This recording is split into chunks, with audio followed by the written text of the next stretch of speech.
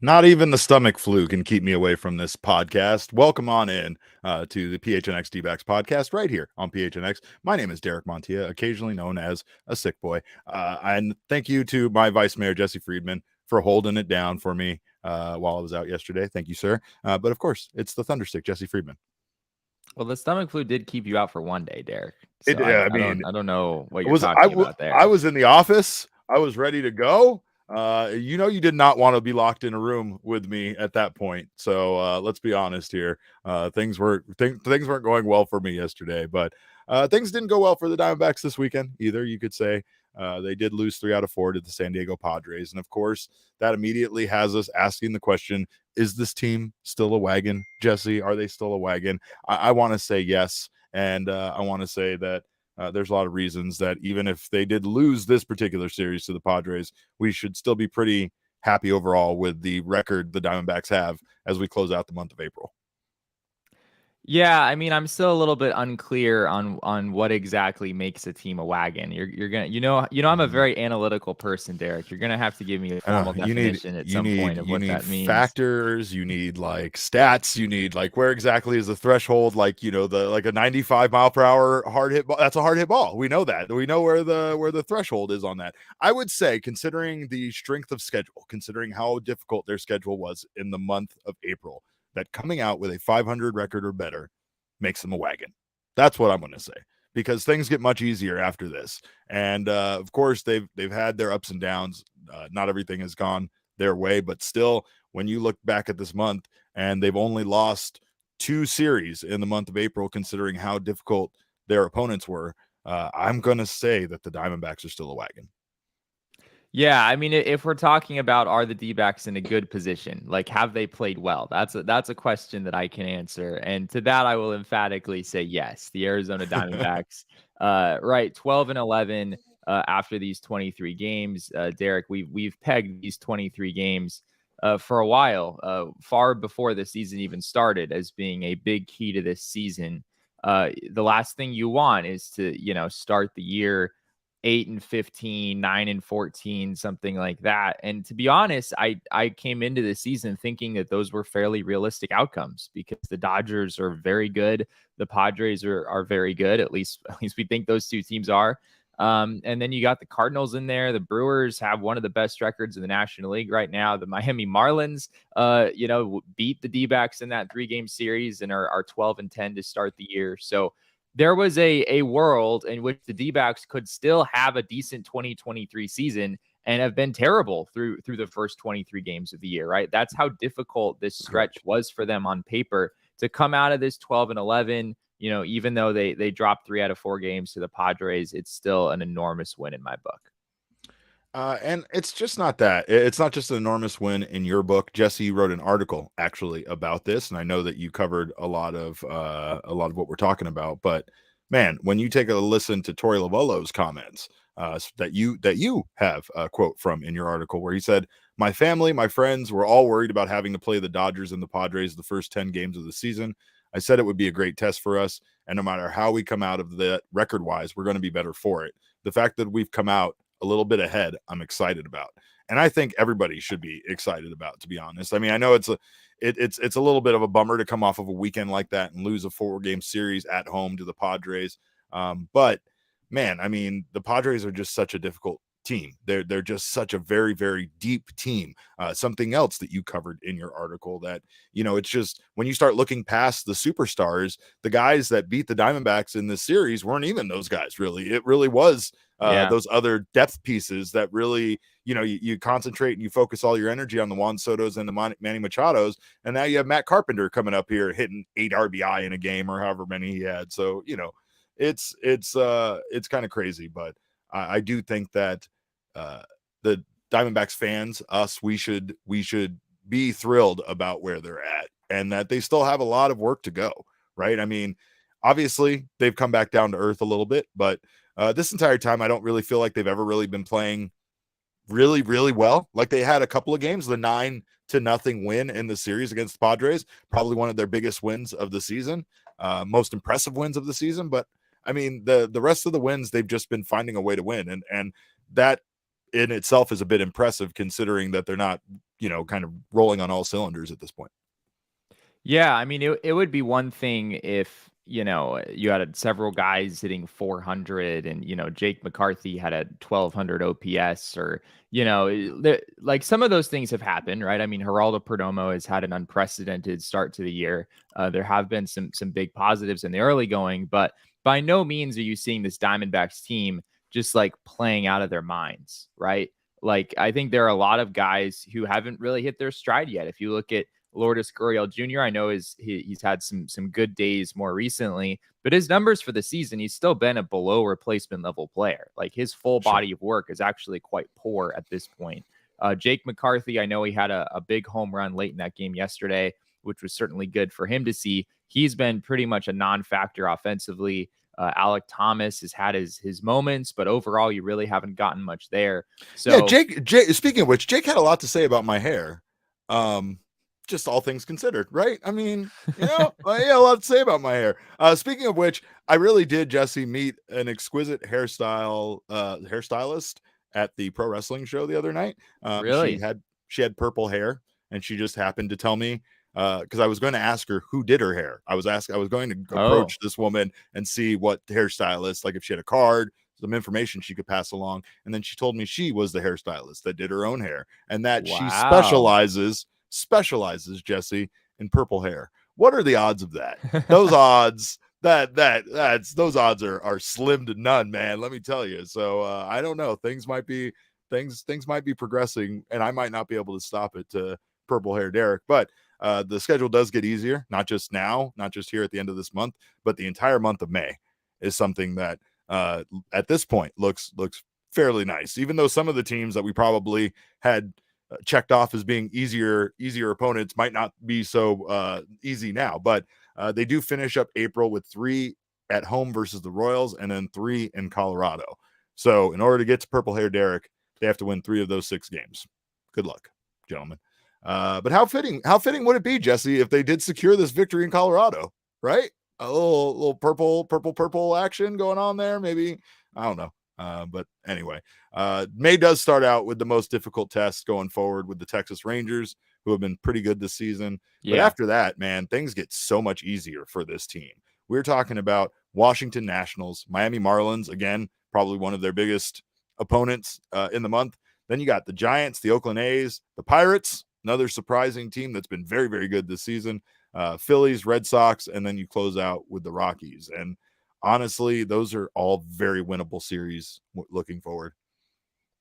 They really are. Yeah, they really are. I mean, it's not necessarily that, it's not like it's all the A's and the Nationals or something where it's like, oh my gosh, you better win these series. There are some decent teams in there, but there are no teams that compare to what the D-backs have been facing up until this point. At least we think, right? We still think the Cardinals are going to be a pretty good team. The Brewers look like they're certainly going to be formidable, whether it's in the division race or in the wild card. So yeah, the Marlins are the only team the D-backs have played up to this point where you felt like you had, a good chance to win a series, a team that's maybe not that good. But in this next, it's 34 games. I mean, this is literally from now through June 1st, the Diamondbacks will not see a team that is of the caliber of basically all of the teams that they've played up until this point. It's an incredible 180. Like this stretch might be the degree to which this stretch is easy might be even greater than the degree to which what they've played up until now Right. is difficult. Like Right. it is a complete switch to the other direction. Right.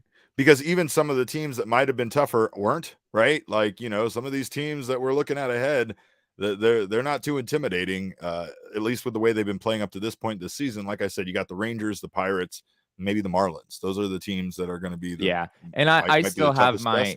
I still have my suspicions about really all of those teams, if I'm being Oh, honest. I don't know if definitely. I'm None of them. sold about the Pirates winning the Central.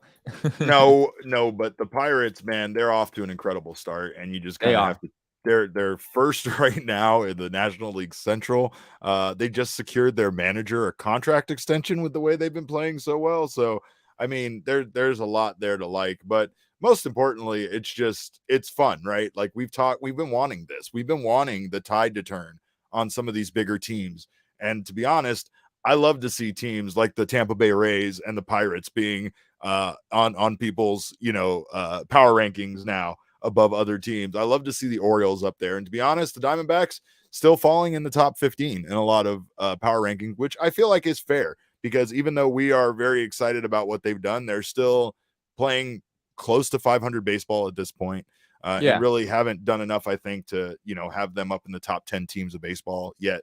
But I feel like they're on the rise, and I think things will change with this easier schedule. I don't think as many analysts will think about or factor that in, that their schedule was so hard in the month of April and so easy in the month of May. So when they start seeing them win these games, it's going to be, it's hopefully, I should say, I shouldn't just put the cart, because again, this is like you said, they played well against better opponents, and then honestly, not to attack the Marlins, but the one team that we thought that they would kind of have their way with a bit was the team that the first one to beat them in a series. So they can't overlook any of these teams, and it really is imperative that they do get on a roll in the month of May. June is not as easy, but it still has its fair share of easy opponents too. They don't see these other teams. They don't see these Dodgers and these Padres again until August. So that's something that's very exciting. Very exciting to not have to look at this Padres lineup again. Can I ask you? So I think we're all in agreement that 12 and 11 over these first 23 games, big success, right? It's a great outcome. One of the best things you honestly could have realistically hoped for. So in these next 34 games, where's the line of success for you? Is it, because I don't think we're happy with 17 and 17, right? I don't think people would be happy with that. Is it 19 wins? Is it 20 wins? What do you say? The expectations have changed. I would say 20 wins would probably be what it would feel like the expectation was, because there are so many series here they should win, right? And not only that, but then they have 4 against the Rockies to close out the month. The Nationals, not a very good baseball team. The Oakland A's, they've been getting pummeled, right? So there's 3 series that they should be able to get 2, 4, and maybe even 3 wins out of. I mean, that right there is 7 wins. So I don't know. I think that the expectations for this team are going to constantly change, to be honest. I think that getting out of this month the way that they did is impressive. And again, that's going to change the way people view this team. I just think that they have a chance right now to hopefully, get this team back on track. Maybe make some more of those, I don't know, tough decisions, if you want to call it, but make some of those decisions, right? Like they did with Madison Bumgarner, calling up a Brandon Pfaadt. Maybe after what we saw with Dre Jameson in his last start, maybe putting him back to the bullpen might not only help him out, but it might also help the bullpen out that really needs that kind of long reliever that we really haven't had, So I'm excited for how this team is going to change, because I feel like the barriers have been removed. And again, I brought this up on a past show last week, but it really does feel like the team is in the mode that they are going to go with who allows them to win games, who allows them to make the most progress. There's going to be some things like Tommy Henry getting the start in today's game instead of Brandon Pfaadt because of the logistics of it. But Brandon Pfaadt's going to be called up here not soon, not too long from now. I know we have a couple of questions about that, so I don't want to get too ahead of ourselves, but I did want to make sure to tell you guys to make sure to check out Jesse's article on gophnx.com for more on this start by the Arizona Diamondbacks. and more on how the players feel about the schedule and how difficult this first stretch was and where they're at after this first stretch. But one thing I don't want to see again till August is the Padres owner just vibing at Chase Field, Jesse. Peter Seidel was just having himself a great old time at Thursday's series opener. I think we have video of that from Talking Baseball.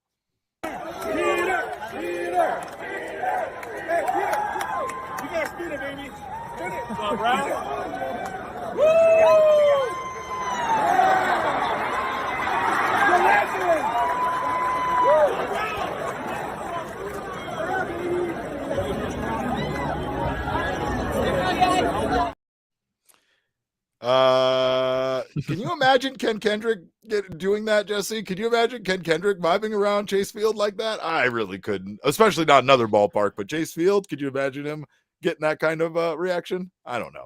We need to get Ken here with us. If we're being honest, I don't know if Ken would quite meet the same degree of enthusiasm walking around in the stands as Peter Seidler did there.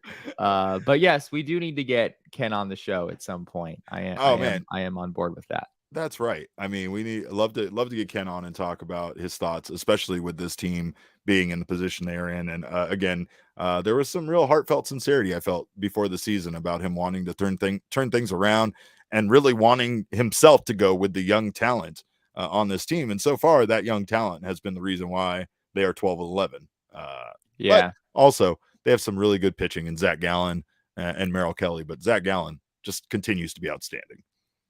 Yeah, I mean, on the whole Peter Seidler thing, I will say that it's crazy to me how much of a legend a baseball owner who is willing to spend copious amounts of money. Steve Cohen too. He was vibing at a Mets game, and people were coming up to him and just loving him, showing him all. Yeah, because that's what people want, right? Even if you're like, honestly, the Padres have a sub 500 record, and I think maybe the Mets do too. I don't know. Well, the Padres are 500 now. Now they're right. 12-12. Yeah. But they weren't at that point, right? They weren't at that point True.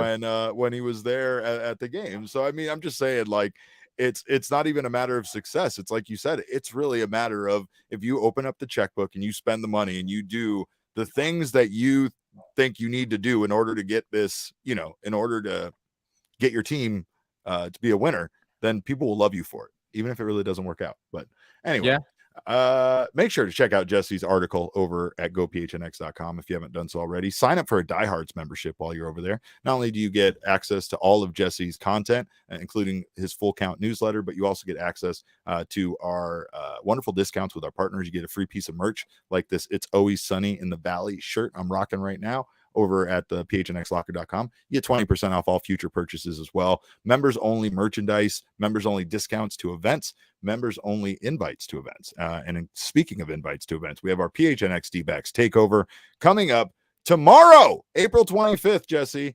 You can join us and the crew for our first takeover at Chase Field on April 25th, 6:40 p.m. first start. We are going to be at Cold Beers and Cheeseburgers for pregame festivities, and then we're going to watch the squad take on the Royals. You can grab your tickets through the link in our show notes. You can grab that takeover season pass where you will get this shirt for free as part of that, and so much more.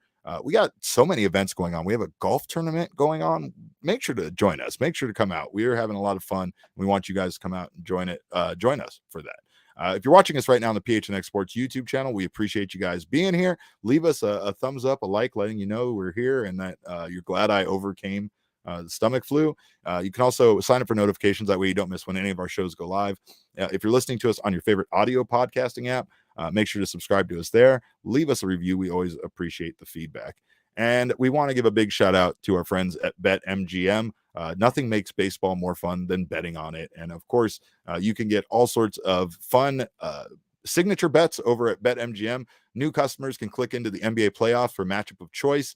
There's the signature bets tab. Each game market has their own unique set of signature bets. Also, we're going to have some PHNX curated in-app bets as well. I can't wait to bet on the Shane Diefenlock every week, and join us at the sportsbook out there. That sportsbook is an incredible place. It's of course, we know a lot of people don't go out to State Farm Stadium when it's not football season. This is the best reason to go out to State Farm Stadium. Join us for all PHNX Suns away games. We are going to be having playoff watch parties out there presented by Neutral. If you haven't signed up for the BetMGM app, you can use bonus code PHNX. There's a few different offers depending on where you live, but for our Arizona audience, you will get up to $100 in bonus bets on your first wager with BetMGM. Again, make sure you use bonus code PHNX. Also, join our Knockout Nights Cornhole League during the first Friday of every month. They're free to enter and will include food and beverage specials, giveaways, and BetMGM prizes, including bonus offer, bonus matches, all sorts of stuff. Check out our show notes for the full details. And now Shane is here to talk about the disclaimer. Disclaimer, 21 plus to wager. Visit BetMGM.com for terms and conditions. U.S. promotional offers not available in Washington, D.C., Mississippi, Nevada, New York, and Ontario. Gambling problem? Call 1-800-GAMBLER. Colorado, D.C., Illinois, Indiana, Louisiana, Maryland, Mississippi, New Jersey, Ohio, Pennsylvania, Tennessee, Virginia, West Virginia, Wyoming. Call 877-8-HOPE-NY or text HOPE-NY 467-369, New York. Call 1-800-NEXT-STEP, Arizona. 1-800-522-4700, Kansas, Nevada. 1-800-327-5050, Massachusetts. 1-800-BETS-OFF, Iowa. 1-800-270-7117 for confidential help, Michigan. All right. Well, it's Monday, Jesse. You know what we do around here. Whether we're in studio, whether we're not in studio, whether it's Monday, whether, every week is Shark Week on the show. Every day on the show is Earth Day. And of course, every Monday we go to the mailbag. Damon, let's go. My mailbox, always something interesting in my mailbox. I try to get to everything in my mailbox. And then once in a while, there's a letter that makes me go, wow, wow, my mailbox. All right. First question comes from our friend Gabriel at Bold as Bronze on Twitter, and he asks, it's a month into the season. What are some red flags and some green flags? Will some of the red flags, green flags be sustained, or will they revert back to the mean? All right. Well, as far as red flags go, I'm not thrilled right now with the team's walk rate or their patience. Once again, I think that it's been very frustrating considering that this team knows what they can do once they get on the base path, yet nobody wants to be that patient to try to just get on the base path, right? And I felt like we saw a little bit more patience at times during the season, and it really worked well for this team. But we're just not seeing it on a consistent basis. They're still not making starting pitching work hard enough, and they're still just not driving that pitch count up to, knock those starting pitchers out just a bit earlier. I think that they've seen a lot of success when they get into the bullpen, and they're just not getting there soon enough.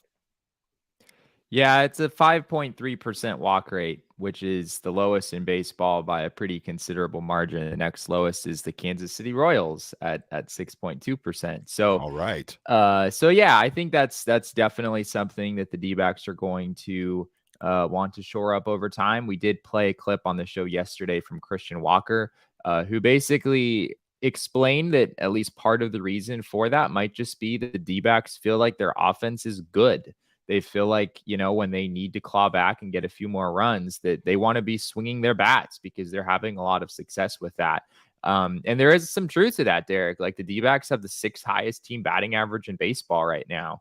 Their slugging percentage is also in the top half of the league. It's just the on-base percentage that's fairly low just because they're not drawing their walks as you talked about. So I still am confident that over time this will balance out a little bit. I wouldn't say it's not something I expect to be a big weakness for the D-backs this season. I think Josh Rojas is going to draw his walks. I think Christian Walker is going to draw his walks. I think Corbin Carroll is going to draw his walks. Geraldo Perdomo. If you just look up and down the lineup, there's enough guys here who have a history of drawing walks that I'm not really concerned. And all of a sudden they're just going to stop doing that. So not too concerned about that one. I will say, as far as the starting pitching is concerned, I think there's a lot of unanswered questions there right now. Yeah, absolutely. The D-backs team ERA is 4.84 coming into today, and I don't think the bullpen is, been all the problem, and the starters have been great. It's kind of just been a balance where neither the bullpen nor the starting rotation overall have been all that great. And obviously, Madison Bumgarner is going to be a big part of that 4.84 ERA. If you take his numbers out, it would definitely go down quite a bit. But sure. I still, after we saw what we saw from Dre Jameson yesterday, I think you're still a little shaky about what his future in the rotation looks like. Ryan Nelson has gotten roughed up a little bit more of late. So you don't necessarily know what you're getting there. Tommy Henry, we'll see what he looks like today. There's just a lot of volatility right now with having 3 very young pitchers in the starting rotation.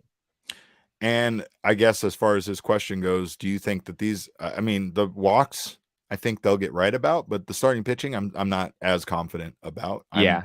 That's why it delights me to see Zach Gallen pitching as well as he is, because they really needed that ace. They needed somebody that could go out there and kind of get everything back on track, even if the rest of the rotation wasn't able to. Dre Jameson's start on Sunday was really weird. I didn't get a chance to talk about it, but watching that first inning and watching him be unable to hit the strike zone, use just nothing but fastballs and not even be able to hit the strike zone. And I mean, not even close. It wasn't like, to be honest, going back to Bumgarner, like a lot of times is trying to, hit that edge, and he couldn't really, get his pitches in there, but he was close enough that, it's right there. He's just not in the zone to get the call.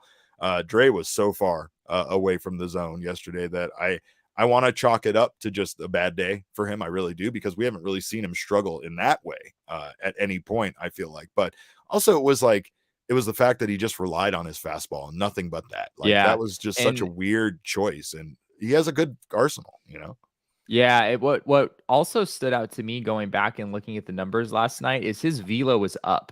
It was almost like Dre Jameson was like, I don't have my slider, so I'm just gonna throw the heck out of this four-seamer. But he wasn't sinker, but he wasn't able to get him in the zone, right? So he was throwing it. What was he hitting? Like 98, 99, I think, maybe, or something. He topped out at 99 and averaged like 98, 97, 98 with the four-seamer, 96, 97 with the sinker. I believe Tom Candiotti on the broadcast said it on the radio. He said, maybe try taking a little bit off of that fastball and getting it in the zone. It's like he was throwing it so hard. Like you said, it's probably to overcompensate for not having a good feel for his slider. But yeah, there's still a lot of questions there, and there's going to continue to be questions there because it's a young pitching staff, and honestly, even the two guys at the top had question marks about them at points in their career. Merrill Kelly coming over like he did for this team, and Zach Gallen, being part of that Jazz Chisholm trade.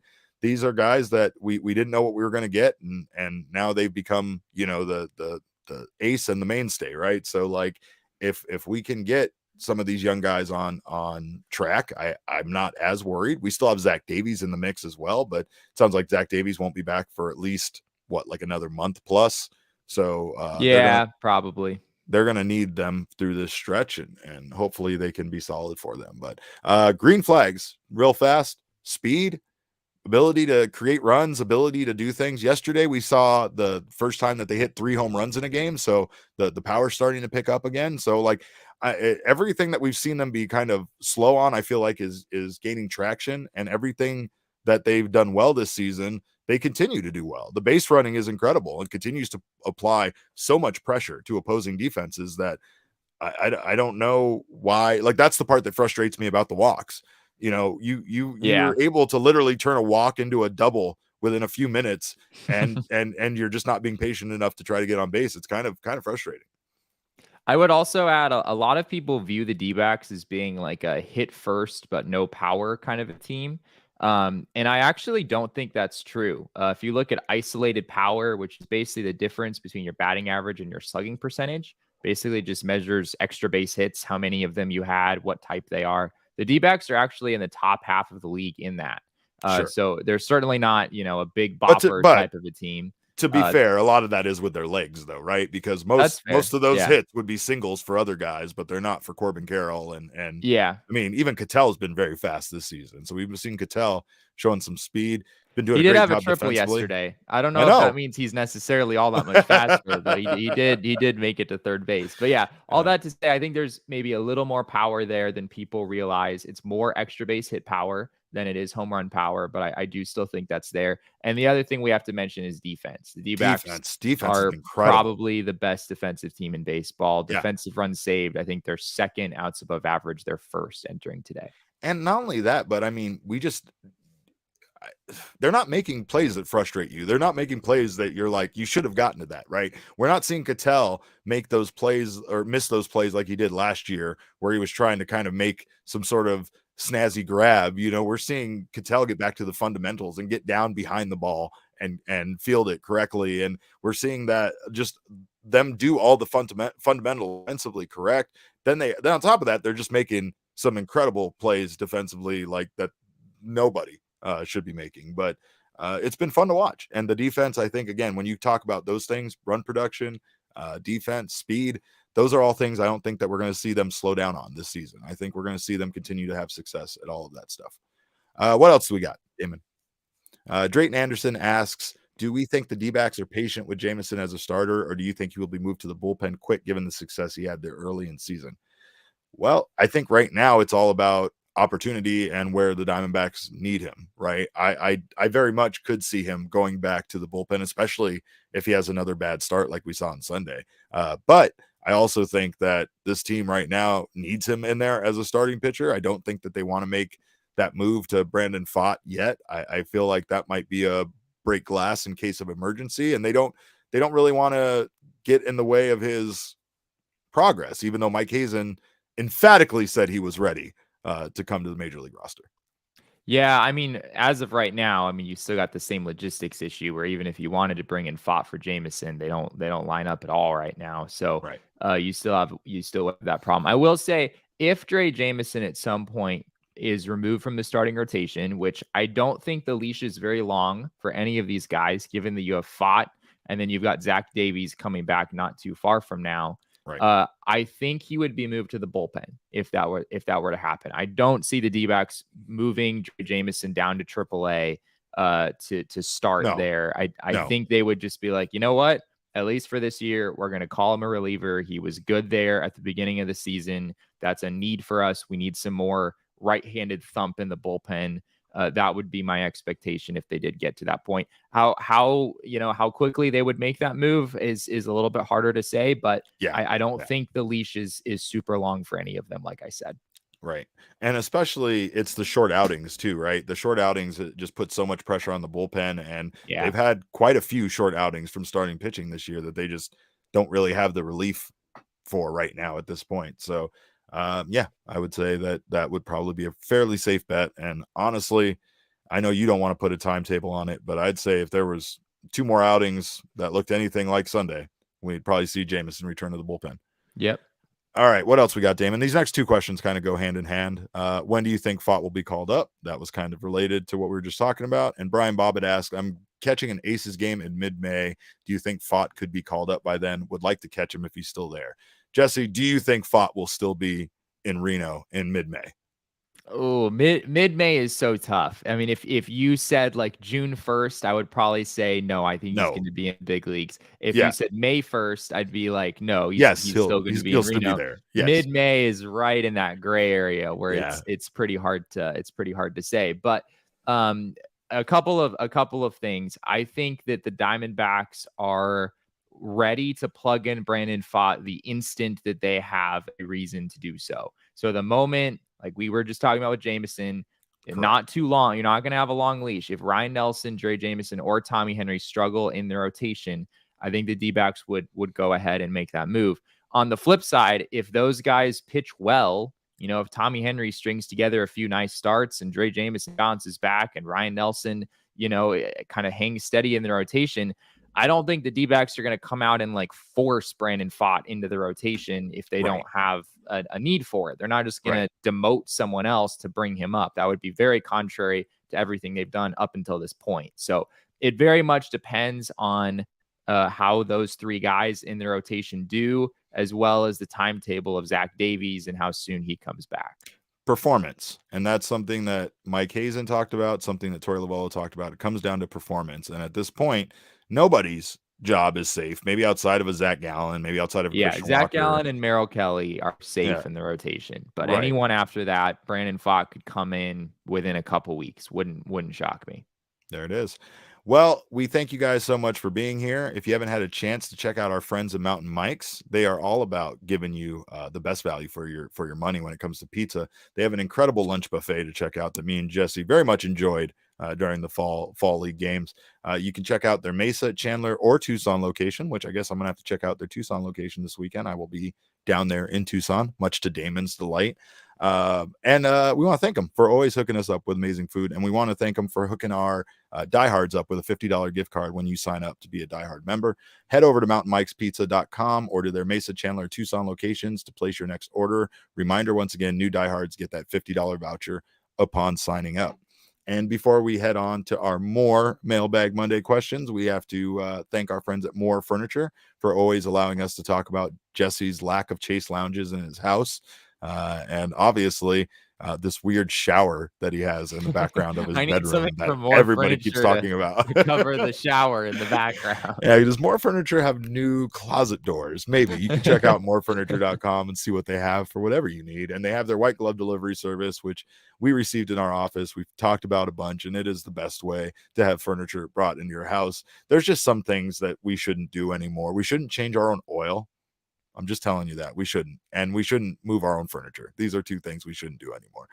So save big on the best furniture in the valley when you head to morefurniture.com.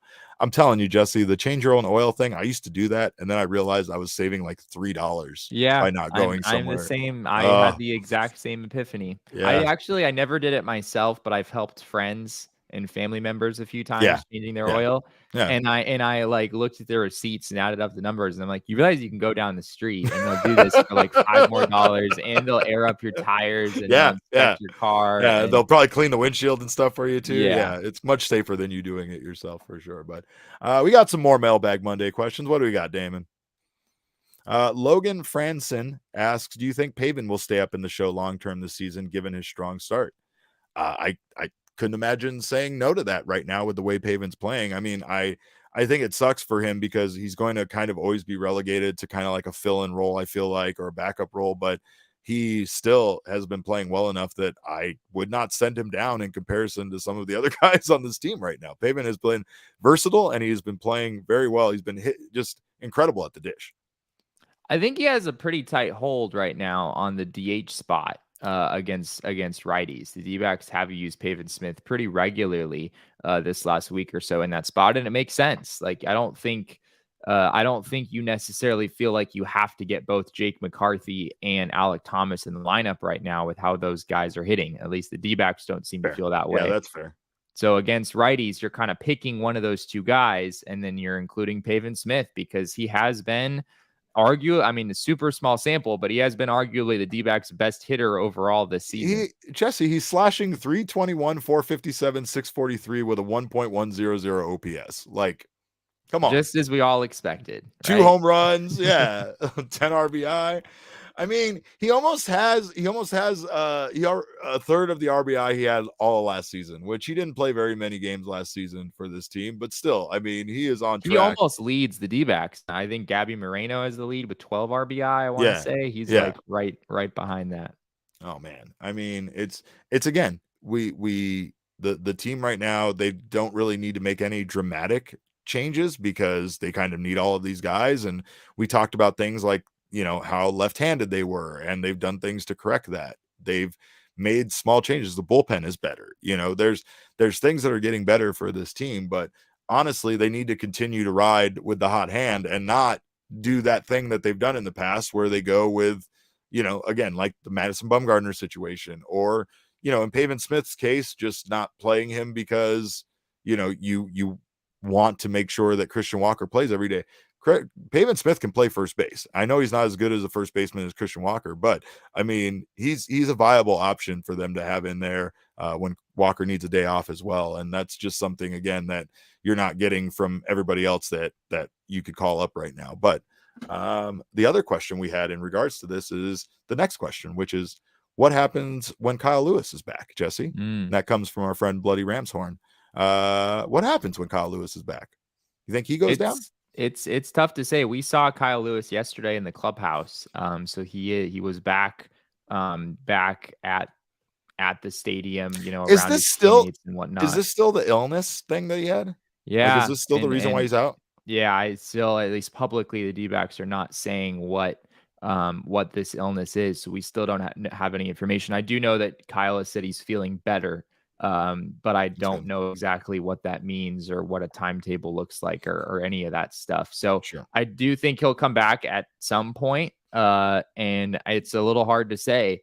I don't think the D-backs would send Pavin Smith down at this point, given all those numbers that we just talked about.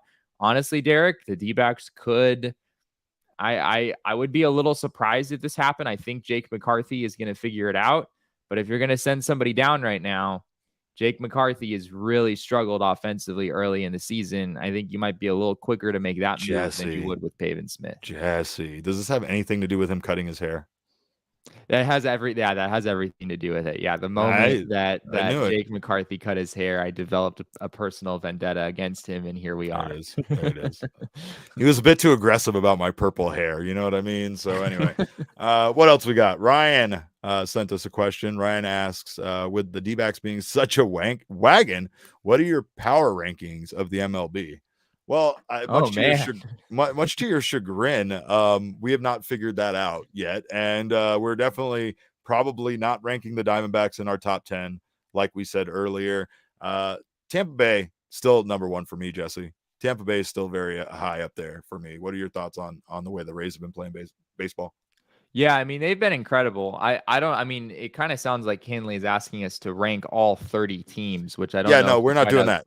I don't know if we quite have the time for that, but I could maybe do like a quick tally of teams I would put in front of the Diamondbacks. I think that's a kind of an easier way to go about this. I think you've got 4 teams in the AL East that you would probably have to put in front of the D-backs: the Rays, Orioles, Yankees, Blue Jays.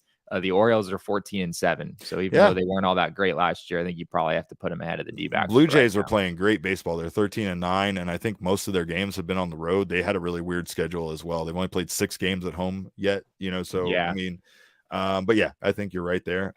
Mets, Braves, NL East, Braves, still above them.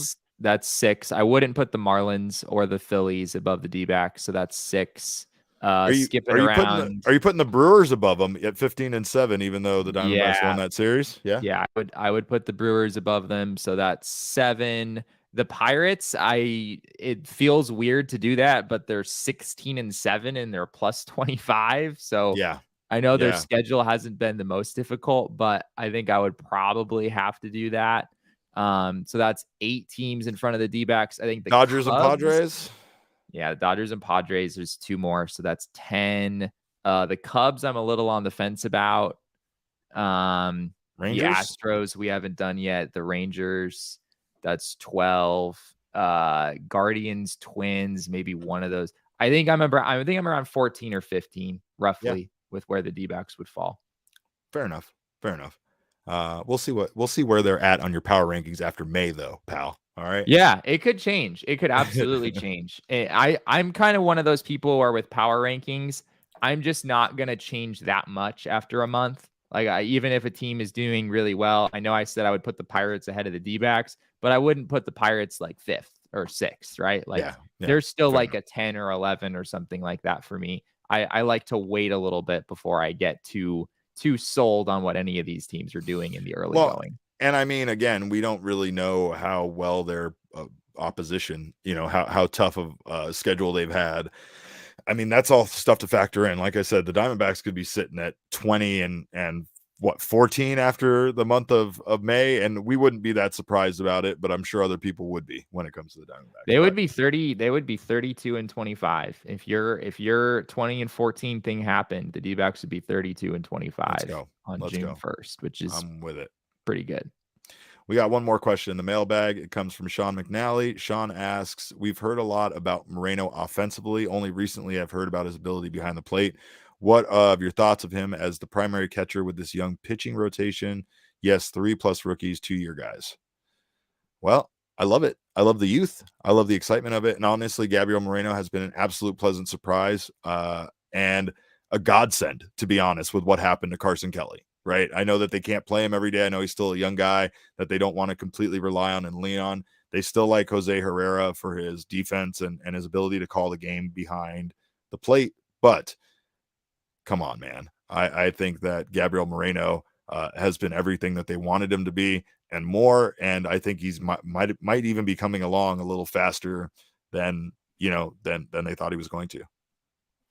Yeah, I mean, D-backs pitchers seem to speak pretty highly of Gabby Moreno. If you follow us on Twitter over at PHNX_D-backs, we posted a clip the other day of Zach Gallen talking about Moreno and what he likes about him from a defensive standpoint. And Gallen said, yeah, he's a great receiver. He's a good framer. Gallen said he fools him at times with whether a pitch is a ball or a strike because he's that compelling when he's framing pitches.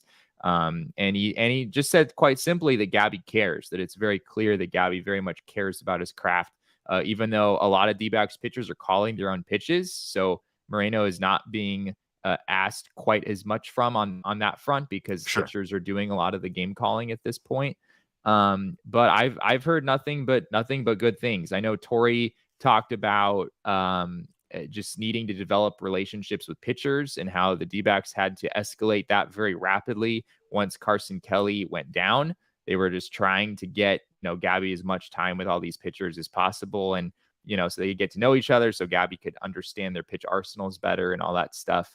But we've heard basically nothing but good things, and the arm is one of the best in baseball. So really nothing but positive things to say on that front. That arm has been incredible. It really has. And it's we kind of do the whole joking about don't run on Gabby, but don't run on Gabby. He'll get you. True. Yeah. If he doesn't get you trying to steal second, he'll get you trying to steal third. But yeah, no, I mean, it's, again, I think the biggest thing there is that the Diamondbacks made that trade for Gabby to be the catcher of the future, with giving him a little time behind Carson Kelly there and probably sharing time. And man, I just don't know where the Diamondbacks would be without him at this point. They probably would have been in a position, had they kept Dalton Varsho, to put Varsh back behind the plate and have him play catcher some. Yeah, they might have had to. That's a good point. Would not have been the greatest use of that guy, because he does have all the tools, but his tools tend to work out better in the outfield. Anyway, we thank you guys, of course, for being here, for stopping by. Make sure, if you haven't done so already, you check out our friends over at Circle K. Circle K is the best place to fuel up not only yourself, but your car. Get some snacks, get some beers, get some premium gas, iced coffee for just $1.89, 12 packs of beer for just $9.99. And of course, the energy drinks that fuel me: Red Bulls, 3 for $8, Monsters, 3 for $6. Make sure you're not missing out on all this great stuff. Head to circlek.com/store locator. That's circlek.com/store-locator to find Circle K's near you. And while you're there, make sure to pick up some beer from our friends at Four Peaks. We are going to be out there very soon, a couple of days, for our Four Peaks 8th Street Pub NFL draft party. Be sure to follow the crew over at Four Peaks Brew to get all the latest on Arizona's premier craft brewery. And the best place to take in the NFL draft, like I said, is on April 27th at the Four Peaks 8th Street Pub. Register for free in the link in our show notes to take advantage of the beer specials. Must be 21 years or older to enjoy, and enjoy responsibly. They're going to have $3 Redbird Lager pints, $5 Redbird Lager pitchers, and our usual PHNX specials of $3 kilt lifters and $3 Wow pints. So make sure to join us, grab some chicken tendies. Let's see the Cardinals start getting on track, right? I think we've moved up in the power rankings as far as Arizona sports teams go, right? Cardinals seem like they're in a little bit of a rebuilding phase. We might just be just a little bit ahead of them. We might be a little bit ahead of the Coyotes. Who knows? Watch out, Suns. We're coming. Well, that's what I'm saying about our takeover tomorrow night. Like, yes, the Suns are playing Game 5, right? It's very true. But let's face it, Kawhi's not playing. Paul George isn't playing. The Suns are at home. They're going to have updates on the screen during the game. Oh, yeah. Right? Oh, yeah. You're going to be able to keep track. You can watch on your phone. Let me ask you this. Favored. Jesse, are they going to show highlights of the Diamondbacks games at the Suns game? Probably not. Yeah. Probably yeah. Not. That's a great point. If Corbin Carroll hits a home run, are you going to see them replay it over at the Footprint Center? Probably not. They have their other things going on, but you're going to see that at Chase Field. So come on out. Join us. Get that season pass. Get this wonderful t-shirt. I love this shirt. This shirt is good. Hopefully I will be recovered at 100%. I'm feeling much better, obviously. As Jesse can attest to, I have more color in my face today. You look a little more normal today. Yeah, yes. Thank you. But make sure to join us tomorrow. We're going to have a blast out there and get that takeover season pass. You can be with us at all of those games the entire season. We're looking forward to seeing you guys out there. You can follow us on Twitter for more updates and more shenanigans. I'm at Cap_Caveman with a K. Jesse is at Jesse N. Friedman. Our producer Damon is at Damon Dog. That's DAWG with a little woo at the end. But of course, our show is at PHNX_DBacks, and all roads lead to at PHNX_sports on Twitter, Instagram, and Facebook. We love you guys. We thank you so much for joining us as always. And we appreciate your time. Remember, kids, baseball is fun, but it's so much more fun when you have a winning record after the end of the month of April.